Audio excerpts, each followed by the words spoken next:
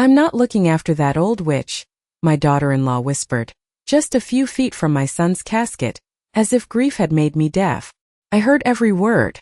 I stood there in my black dress, my hands folded tightly in front of me, staring at the polished wood that held my boy, and for a moment I felt nothing at all. No tears. No anger. Just a strange, hollow stillness, like the world had already taken everything it could from me and had nothing left to steal. The funeral home smelled faintly of lilies and furniture polish, the air too warm despite the early March chill outside. People moved quietly around me, offering soft condolences, their voices low, careful, as if speaking too loudly might break what little composure I had left. I nodded when they spoke.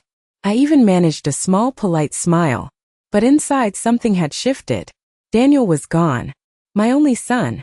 50 years of memories reduced to photographs on an easel and a folded flag waiting to be handed to me at the end of the service.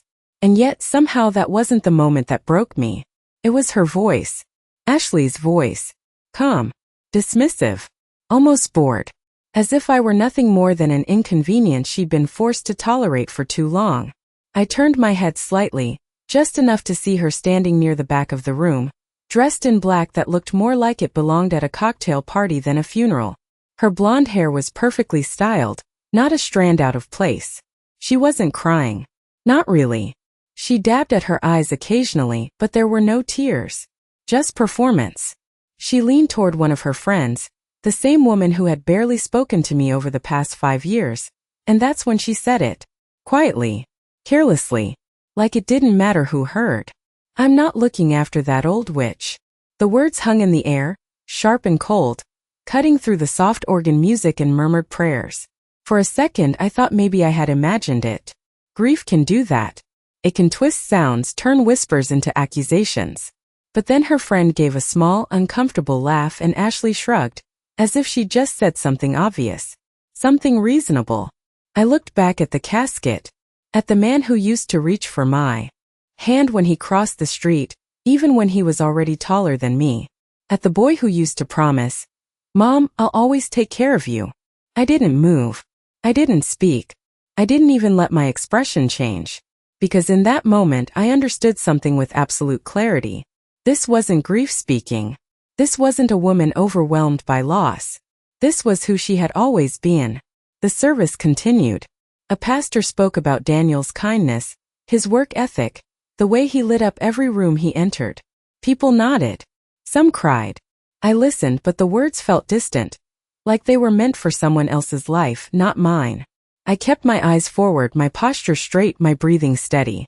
When it was time to say our final goodbyes, I stepped forward, placing my hand gently on the casket. The wood was cool beneath my palm. "You rest, sweetheart," I said softly, my voice barely above a whisper. "I'm all right." It wasn't entirely true. But it wasn't a lie either. Not anymore. Behind me, I could hear Ashley's heels clicking against the floor as she shifted her weight, impatient, already ready to leave, already done with the part of the day that required pretending.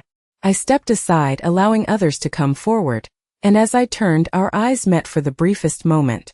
Hers were sharp, assessing, almost irritated. Mine, I imagine, gave nothing away. I walked past her without a word. No confrontación. No accusación. Nothing she could push against or twist into something else. Outside, the air was crisp, the sky a pale gray that matched the mood of the day. I pulled my coat tighter around me and stood at the top of the steps, watching as people began to disperse, returning to their lives, their routines, their families. Mine had just ended. Or at least that's what she believed.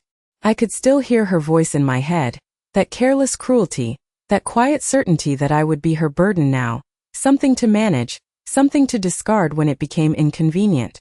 I let out a slow breath, my gaze drifting to the line of black cars waiting to take us to the cemetery.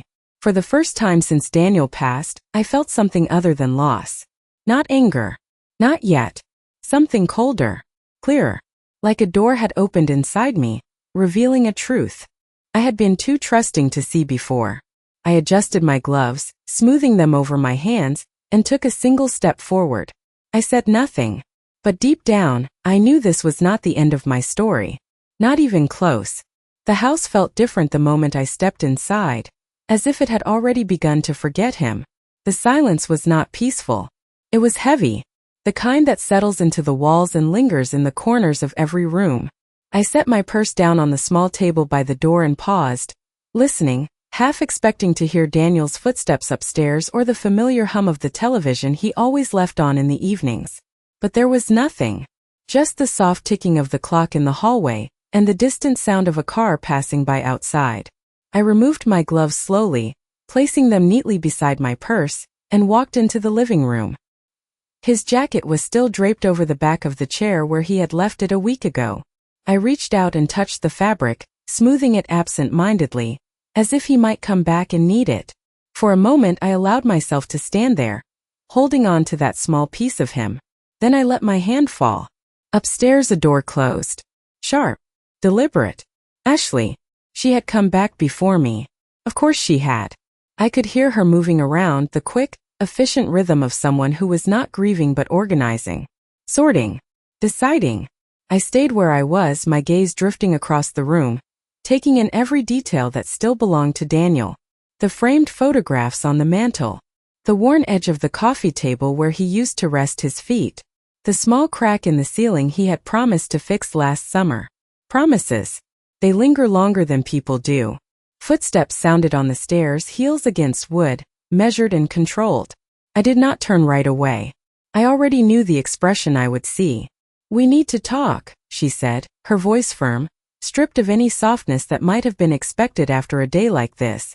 I turned then, meeting her eyes. Up close, the traces of her performance were gone. No trembling lip. No carefulidad tears. Just impatience. "Not today," I replied quietly. My voice surprised even me. It was steady, almost calm. She crossed her arms, shifting her weight slightly. "There are things that need to be handled. Bills. The house. Daniel would have wanted things in order. I let that settle between us.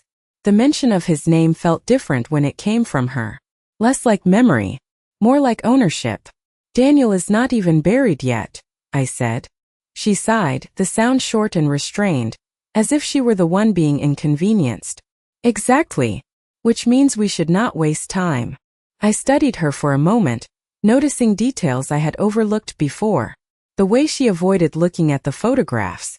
The way her eyes moved around the room, assessing rather than remembering. This house to her was already something else. An asset. A plan. "I will go through his office tomorrow," she continued. "There are documents we need to review. Accounts. Property records. I should probably take over handling everything." Should. The word lingered. Not a question. Not a suggestion. A decision already made. I nodded once slowly. "Of course," I said. She seemed satisfied with that, her shoulders relaxing slightly. "Good. That will make this easier." Easier. I almost smiled at that. She turned and walked toward the kitchen, already moving on, already thinking about the next step, the next task, the next thing to control. I remained where I was, my hands resting lightly at my sides. For years, I had told myself that her sharpness was just her way of coping, that her distance was simply a difference in personality. I had made excuses. Quiet ones. Reasonable ones. The kind that allow you to keep believing in something that no longer exists. But standing there in the house my son had filled with warmth, I could see it clearly now. She was not adjusting to a loss. She was stepping into an opportunity. I turned my head slightly, glancing toward the staircase she had just descended, then back to the living room that still held traces of Daniel in every corner. I did not argue. I did not question her plans. There was no need. Not yet. Instead, I walked to the armchair and sat down, folding my hands in my lap the same way I had at the funeral. Still. Composed. Watching. The clock ticked on the wall. Steady. Unchanging. I followed its rhythm, letting the seconds pass without resistance. Upstairs a drawer opened. Then another. Papers shifting. Objects being moved. She had already started. I closed my eyes briefly, not in grief this time but in quiet understanding. She believed she was taking control. She believed I would simply remain where she placed me. I opened my eyes again, my gaze settling on the hallway that led to Daniel's office. Tomorrow, she had said. That was when she would begin going through everything. I exhaled slowly, my expression unchanged. Tomorrow would come. And when it did, so would the truth she had not even considered. I did not need to rush. I did not need to stop her. Some people reveal everything when they believe no one is watching. And I had learned finally how to watch. The next morning arrived quietly, almost too gently for what it carried with it. Sunlight filtered through the kitchen window, pale and indifferent, stretching across the floor as if nothing in this house had changed. I was already awake when it came, seated at the small table with a cup of coffee I had not touched. The clock on the wall read 6:15. Daniel used to come down around that time, still half asleep, his hair uncombed, reaching for the same mug he had used for years. I could almost hear the sound of it being set down beside mine. Almost. But the chair across from me remained empty. Upstairs I heard movement again. Drawers opening. Footsteps crossing from one room to another. She had not waited. Not even until breakfast. I sat there for a few seconds longer, then stood, rinsing my untouched coffee down the sink. The water ran steadily, clear and cold, before I turned it off and dried my hands carefully on a towel. Every movement felt deliberate now. Measured. I walked down the hallway toward Daniel's office, the door already slightly open. That alone told me everything. She had never liked that room. Said it felt cluttered. Said it smelled like old paper and dust. And yet now there she was, standing in the middle of it, surrounded by his things as if she had always belonged there. She did not look up when I stepped inside. Papers were spread across the desk. File drawers pulled open. A small stack of envelopes already set aside, separated from the rest. "You are up early," she said, her tone neutral as if we were discussing the weather. I glanced around the room, taking in the quiet disruption. Nothing was broken. Nothing was thrown. But everything had been touched, shifted, reordered. "So are you," I replied. She gave a faint smile, one that did not reach her eyes. "There is a lot to go through." I nodded once, stepping further into the room. My gaze moved over the bookshelf, the framed certificate on the wall, the small wooden box Daniel had kept near the edge of his desk. It was still there, untouched. That detail mattered more than anything else. "I have already started organizing the financial documents," she continued, tapping a neat pile of papers with her fingers. "Accounts, insurance, property. It is better if one person handles it." One person. I understood the implication. I walked slowly toward the desk, my hand brushing lightly against the back of his chair. "And you have decided that person should be you," I said, not as a question. She shrugged slightly. "It makes sense. I handled most of our finances anyway." Our finances. The word settled heavily in the air. I did not correct her. There was no need. Instead, I leaned slightly, glancing at the documents she had gathered. Bank statements. Utility bills. Routine things. Nothing of real importance. "Not yet. There are still more files in the cabinet," she added, gesturing toward the lower drawer. "I will go through those next." I followed her gesture, then looked back at her. "Of course," I said quietly. She seemed satisfied again, her attention already shifting back to the papers in front of her.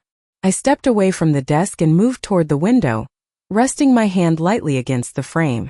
Outside, the street looked exactly as it always had. Neighbors going about their morning.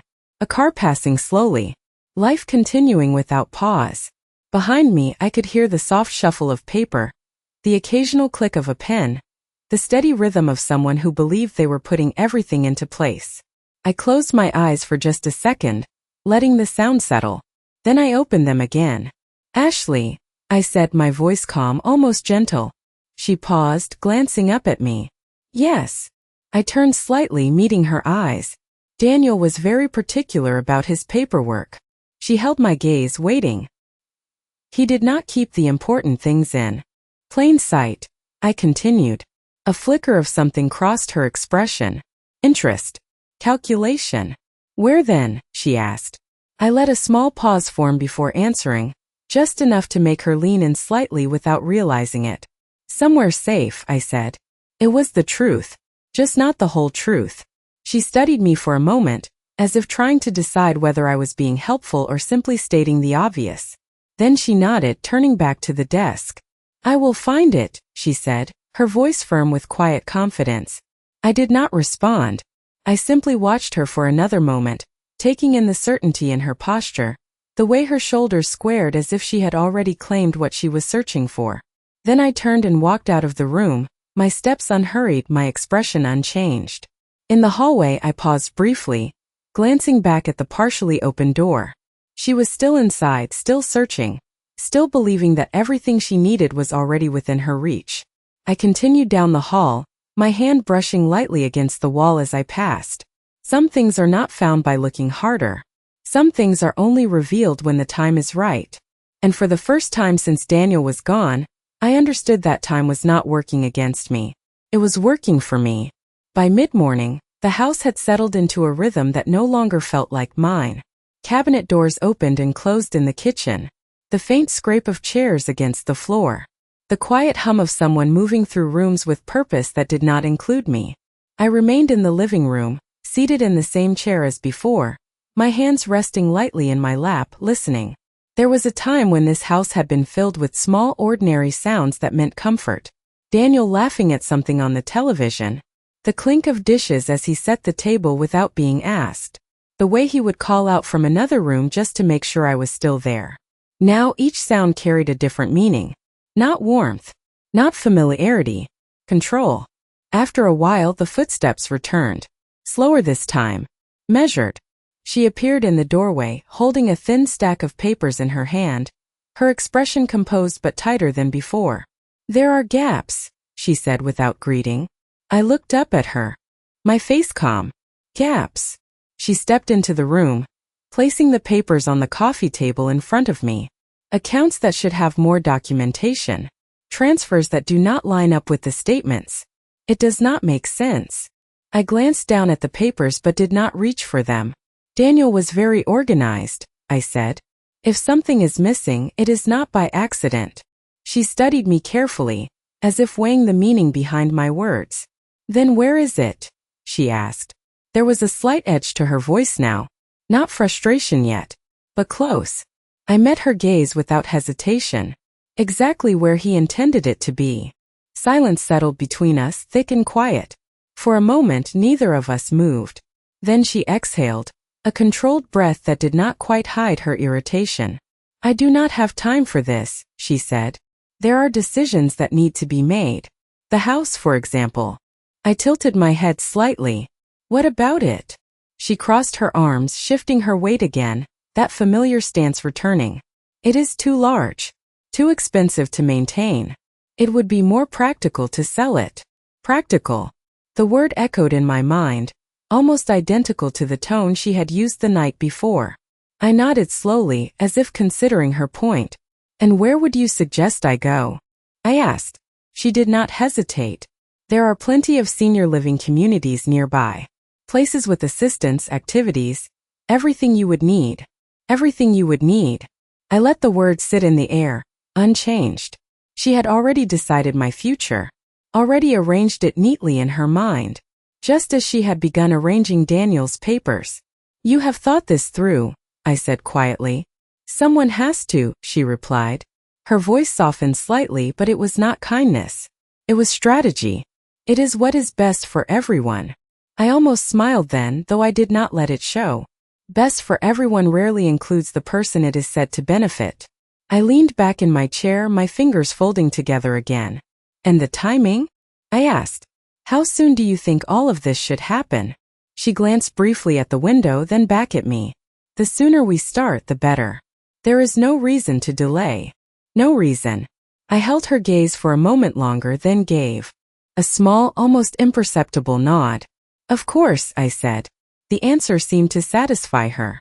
Her shoulders relaxed again, the tension easing as she interpreted my response the way she wanted to. Agreement. Compliance. She reached for the papers on the table, gathering them neatly. "I will continue reviewing everything this afternoon," she said. "There has to be a complete picture somewhere." Somewhere. I watched her as she turned and walked away, her step steady, her posture confident once more. She believed she was getting closer. That each drawer she opened, each document she sorted, was bringing her nearer to what she had already claimed in her mind. I remained seated, my eyes following her until she disappeared down the hallway. The house fell quiet again, but it was a different kind of silence now. Not empty. Not heavy. Intentional. I looked toward the hallway that led to Daniel's office, then toward the staircase, then back to the spot where she had been standing just moments before. For years I had mistaken patience for weakness. I had believed that staying quiet meant giving something up.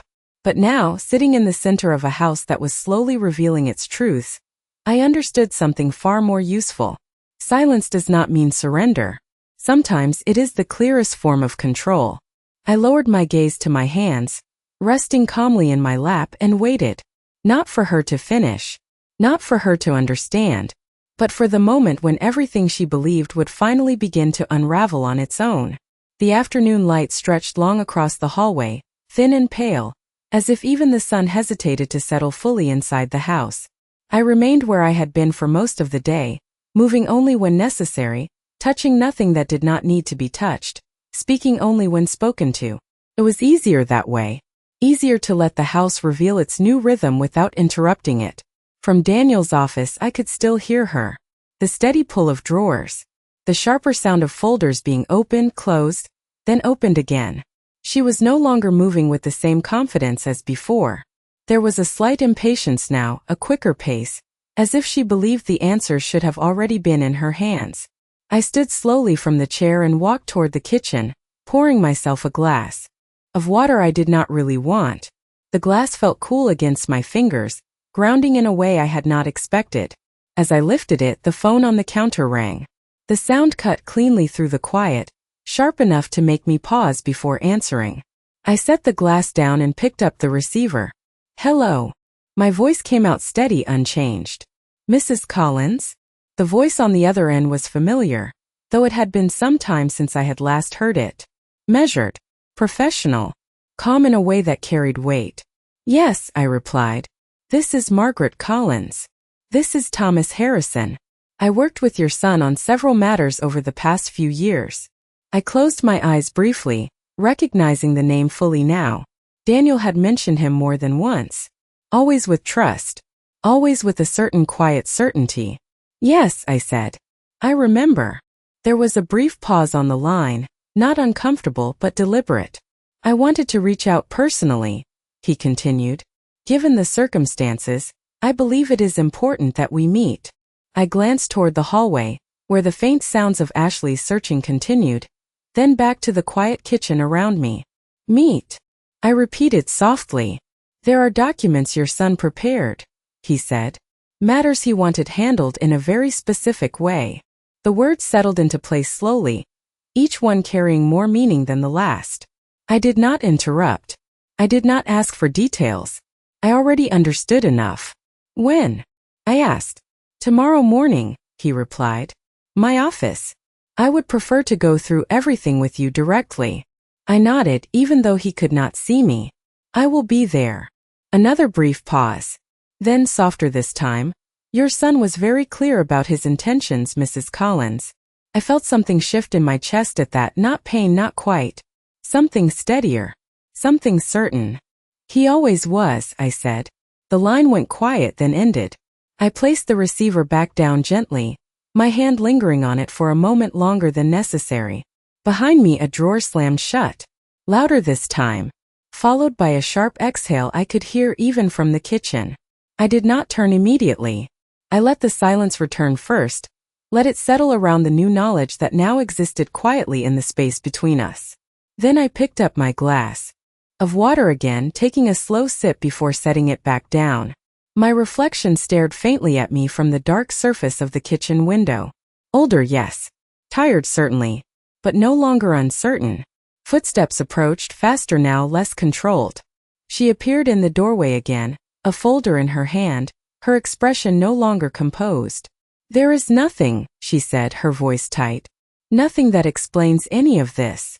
I met her gaze calmly. Then perhaps you are not looking in the right place. Her eyes narrowed slightly. And where would that be?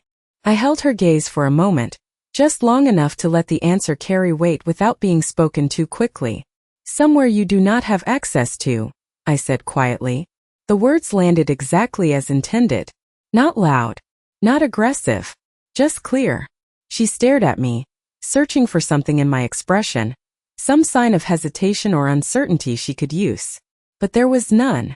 Only stillness.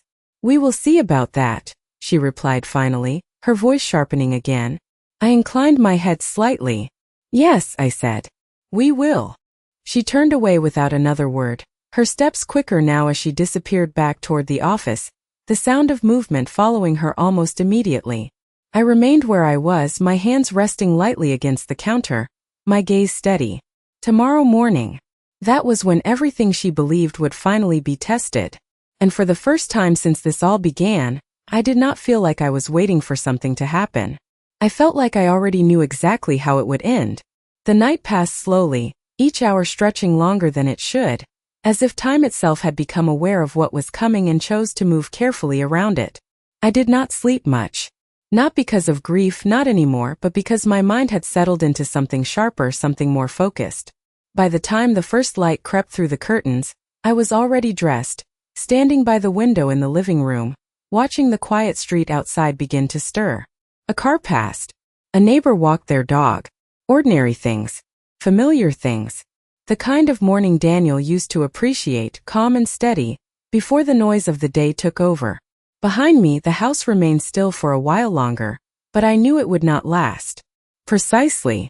7:10 I heard movement upstairs. Then footsteps. Slower than yesterday. Heavier. She had not slept well either. That much was clear.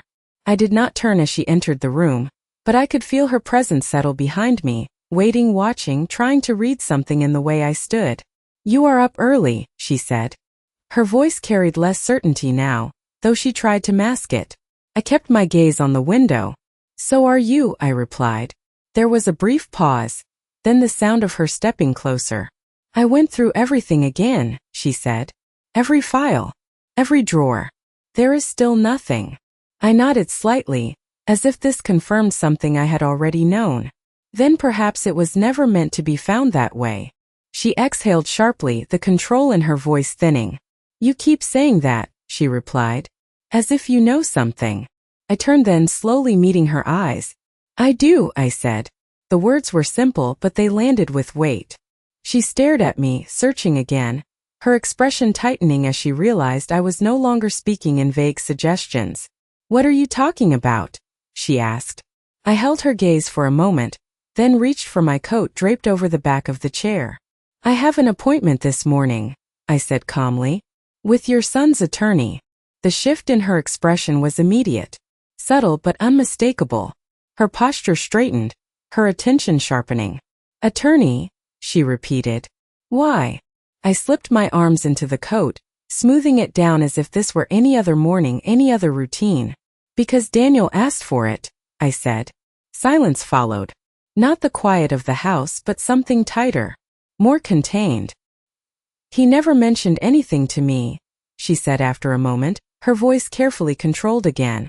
I fastened the buttons of my coat one by one, my movements unhurried. "He mentioned it to the person who needed to know." The words hung between us, clear and deliberate. She took a step closer. "And that is you?" she asked. I met her gaze without hesitation. "Yes." Another pause. Longer this time. I could see the calculations forming behind her eyes, the quick adjustments as she tried to realign everything she thought she understood. "Then I should come with you," she said finally. "If there are legal matters, I have a right to be involved." I considered her for a moment, just long enough to let her believe the decision mattered. Then I shook my head gently. "No," I said. "This is something he arranged for me." Her expression hardened again, the edge returning sharper now. "I am his wife," she said. "That makes me part of this." I picked up my purse from the table, holding it lightly in my hand. "It made you part of his life," I replied. "Not necessarily part of his decisions." The distinction was quiet, but it carried exactly as far as it needed to. She stared at me, her composure slipping just enough to reveal the frustration beneath. "You cannot just exclude me," she said. I stepped past her, moving toward the front door. "I am not excluding you," I said calmly. "I am simply following his instructions." My hand rested on the doorknob for a brief moment before I turned it. The cool morning air met me as the door opened, carrying with it a sense of clarity I had not felt since before the funeral. Behind me she did not move. She did not speak. For the first time she had nothing to direct, nothing to control. I stepped outside, closing the door gently behind me, and walked toward the waiting car. The engine started smoothly, the sound steady and certain, much like the path that now lay ahead. I did not look back. There was no need. Whatever she believed she still had control over would not follow me where I was going. And by the time I returned, nothing in that house would feel the same again. The drive to Mr. Harrison's office was quiet, the kind of quiet that does not press down on you but instead clears space for thought. The roads were familiar, streets I had traveled for years without ever paying much attention. Yet that morning every turn felt deliberate, every stoplight an extra moment to steady what had already settled inside me. By the time I pulled into the parking lot, the sun had fully risen, casting clean light across the building's glass front. It was a modest place, nothing overly impressive, but it carried a certain quiet authority, the kind that does not need to announce itself. I turned off the engine and sat for a moment, my hands resting lightly on the steering wheel. Daniel had chosen this place. That thought alone was enough. I stepped out of the car, closing the door gently behind me, and walked toward the entrance with measured steps. Inside, the air was cool, the faint scent of paper and polished wood settling around me almost immediately. A receptionist greeted me with a polite smile, her voice soft as she confirmed my name and asked me to take a seat. I nodded and sat in one of the chairs near the window, my posture straight, my hands folded neatly in my lap. The room was quiet, the kind of quiet that felt intentional, as if everything within those walls existed for clarity and nothing else. A few minutes later, a door opened down the hall, and a man stepped out, his expression calm, composed, exactly as I remembered from years ago.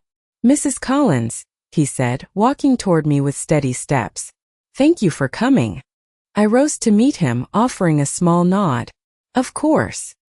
He gestured toward his office and I followed him down the hallway, noting the way each door was closed, each space contained, as if nothing unnecessary was allowed to drift between them. His office was simple but precise, every item in its place, the desk clear except for a single folder set carefully at its center. He motioned for me to sit, and I did, my gaze settling briefly on the folder before returning to him. He took his seat across from me, his hands resting lightly on the desk. For a moment he did not speak. He simply observed, as if confirming something he had already expected. Then he opened the folder. "Your son came to see me 3 months ago," he began, his voice even measured. He was very clear about what he wanted to arrange. I listened without interruption, my expression unchanged, though every word settled into place with quiet precision.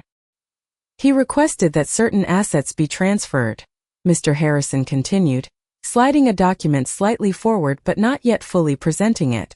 "Properties, accounts, and other holdings." I glanced down at the paper, recognizing Daniel's signature immediately, the firm, steady lines I had seen countless times before. "All of it," he added, "was placed under your name." I did not reach for the document. I did not need to. I already understood. Instead, I looked back at Mr. Harrison meeting, his gaze calmly. "He was thorough," I said. Mr. Harrison gave a slight nod. "Very much so." He paused briefly, then continued, his tone shifting just enough to carry more weight. "There is also an additional clause." I remained still, waiting. He turned a page within the folder, revealing another document beneath. "Any individual who demonstrates clear intent to disregard your well-being or attempts to remove you from your residence is to be excluded from any claim, regardless of marital status." The room fell into a deeper kind of silence then. Not empty but complete. I let the words settle fully before responding. "He thought of everything," I said quietly. Mr. Harrison's expression softened slightly, though his professionalism remained intact. "He was concerned," he said. "He wanted to ensure you would never be placed in a vulnerable position." I nodded once, a small movement but enough. Vulnerable. The word echoed faintly, but it no longer applied. "What happens next?" I asked. He closed the folder carefully, aligning its edges with precise attention. "We formalize everything," he replied. "Legally, the transfer has already been executed." What remains is the reading and confirmation, which I recommend we conduct with all relevant parties present. I understood what he meant without needing further explanation. At the house, I said. He inclined his head slightly. That would be appropriate. I stood then, my movements steady, my posture unchanged. Then let us arrange it, I said. Mr. Harrison rose as well, offering a brief, respectful nod. Your son trusted you to handle this with discretion, he said. I met his gaze for a moment, then allowed the faintest hint of something to pass through my expression. Not grief, not relief, something quieter, stronger. He was right to, I replied. I turned and walked toward the door, my steps measured, my mind clear. Outside, the sunlight felt sharper now, more defined, as if the world itself had shifted slightly into focus. I walked back to my car without hesitation, the key steady in my hand, and as I started the engine once more, there was no uncertainty left. The house I had left behind that morning was no longer a place I was trying to hold on to. It was a place I was about to reclaim completely. By the time I pulled back into the driveway, the house looked exactly as I had left it, quiet and still, as if nothing had shifted in my absence. But I knew better. Some changes do not show themselves immediately. They wait. I turned off the engine and sat for a moment, my hands resting lightly in my lap, letting the calm from the morning settle fully into place. Then I stepped out, closing the car door with a soft, final sound that seemed to echo more than it should. Inside I could hear movement again. Not as frantic as before, but not calm either. Controlled but strained. I walked in without hesitation, setting my purse down in its usual place, my eyes adjusting to the familiar space that no longer felt uncertain. She was in the living room this time, standing near the window, a phone in her hand, her expression tight. She turned the moment she heard me. Where have you been? She asked. No greeting. No pretense. I removed my coat slowly, placing it over the back of the chair before answering. Out, I said. Her eyes narrowed slightly, frustration flickering across her face. I called you, she continued. Several times. I glanced briefly toward the kitchen counter where my phone rested, silent. I was occupied, I replied. The words were simple, but they landed differently now. She stepped closer, her posture tense, her control slipping just enough to show the urgency beneath it. We need to talk, she said. I turned to face her fully, my expression calm. We will, I said. This afternoon. She hesitated, caught off balance by the certainty in my tone. About what? She asked. I held her gaze for a moment, letting the pause stretch just enough to shift the weight of the moment. Everything, I said quietly. The word settled between us, heavier than it should have been. She studied me carefully, searching again for hesitation, for weakness, for anything she could still use to regain control. But there was none. Only stillness.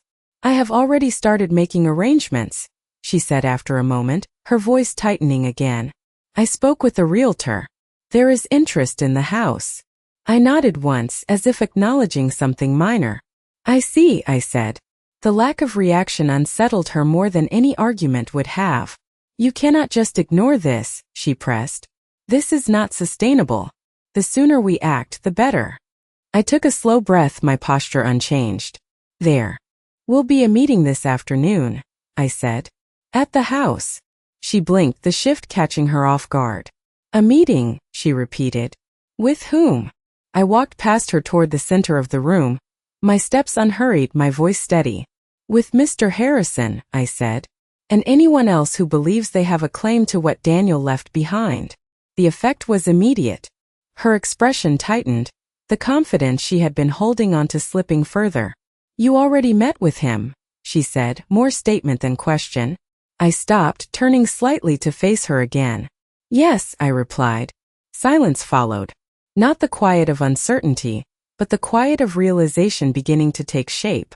You should have told me, she said, her voice sharper now. I held her gaze without flinching. It was not my place to inform you of something that was not yours to control, I said. The words landed cleanly, without force but with finality.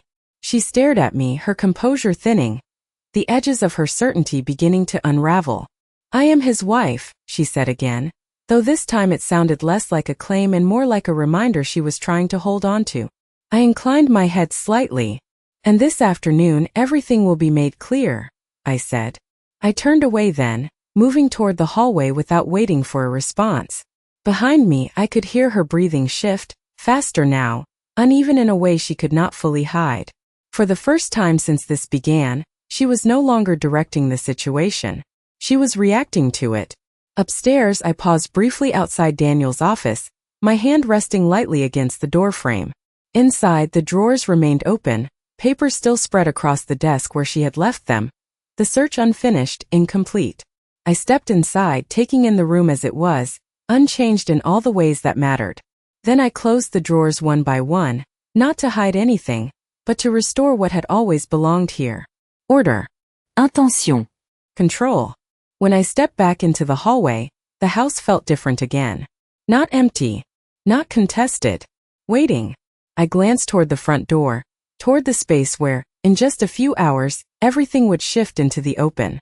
And for the first time I allowed myself the smallest, quietest acknowledgement of what was coming.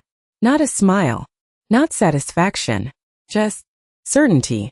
By the end of the day, there would be no confusion left. Only truth. And it would not belong to her. The house filled slowly, not with noise but with presence.